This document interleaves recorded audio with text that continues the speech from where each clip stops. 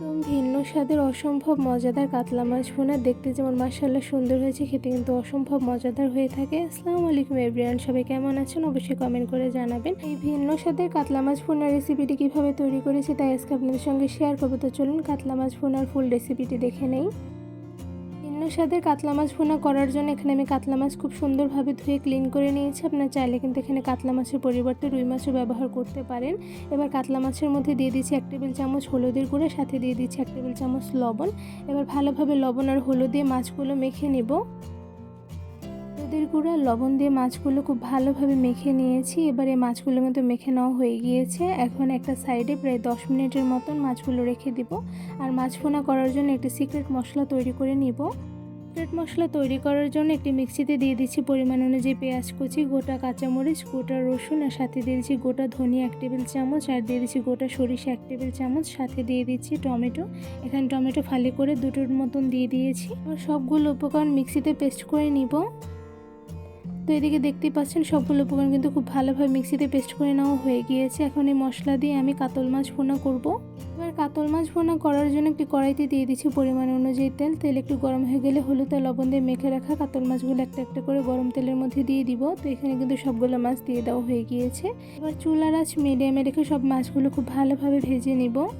কাতলা মাছের একটা সাইড ভাজা হয়ে গিয়েছে, তো এরপর যে কাতলা মাছগুলো উল্টে দিচ্ছি। কাতলা মাছ খুব একটা বেশি ভাজবো না, হালকা পরিমাণে ভেজে নিব। এদিকে মাছগুলো ভাজতে ভাজতে তেলের মধ্যে দিয়ে দিচ্ছি করে রাখা সেই মশলার পেস্ট, সাথে দিয়ে দিচ্ছি লাল মরিচের গুঁড়ো 1 টেবিল চামচ, জিরা গুঁড়ো 1 টেবিল চামচ, ধনিয়া গুঁড়ো 1 টেবিল চামচ, আর হলুদের গুঁড়ো 1 টেবিল চামচ। এবার ভালোভাবে সবগুলো মশলা নেড়ে মিশিয়ে নিব। মশলাগুলো নেড়ে মেশানো হয়ে গিয়েছে। এবার এর মধ্যে দিয়ে দিচ্ছি 1 টেবিল চামচ লবণ। একবার ভালোভাবে মশলার সঙ্গে লবণগুলো নেড়ে মিশিয়ে নিব। ভিন্ন স্বাদের কাতলা মাছ ভুনা করার জন্য মশলাগুলো কিন্তু অনেকটা সময় নিয়ে খুব ভালোভাবে কষিয়ে নিতে হবে, তাহলে কিন্তু মাছ ভুনাটা খেতে অসম্ভব মজাদার হবে। তো এদিকে কিন্তু চুলার আঁচ মিডিয়ামে রেখে আমি খুব ভালোভাবে মশলাগুলো অনেকটা সময় নিয়ে কষিয়ে নিয়েছি। এবার এর মধ্যে দিয়ে দিয়েছি পাতা। এখানে আমি 2টো পরিমাণে তেজপাতা কেটে দিয়ে দিয়েছি। এবার ভালোভাবে মশলার সঙ্গে নেড়ে নিচ্ছি।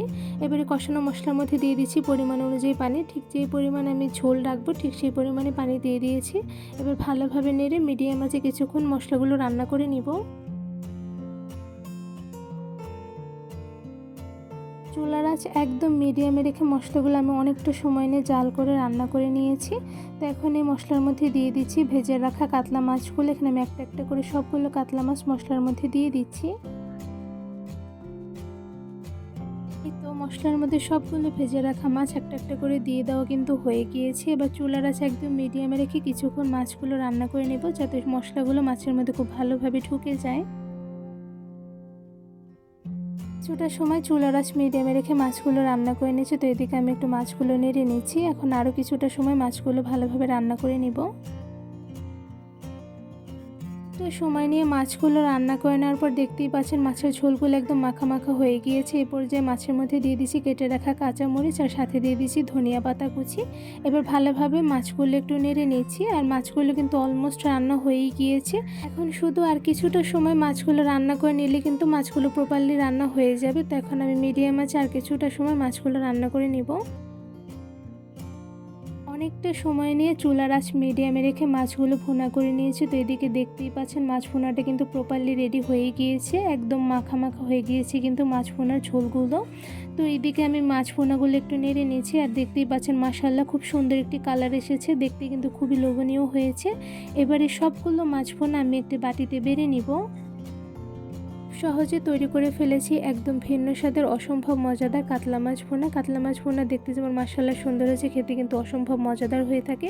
আর এই ঝোলটা দিয়ে ভাত খেতে যে কতটা মজাদার হয়ে থাকে তা যদি বাসায় বসে একবার তৈরি করে না খান তাহলে কিন্তু একদমই বুঝবেন না। যে কোনো অকেশনে বাসায় মেহমান আসলে আপনারা কিন্তু এই কাতলা মাছ ভুনা রান্না করে সবাইকে খাওয়াতে পারেন। সবাই খেয়ে কিন্তু অনেক প্রশংসা করবে, কারণ এই মাছ ভুনাটা খেতে এতটা মজাদার হয়ে থাকে।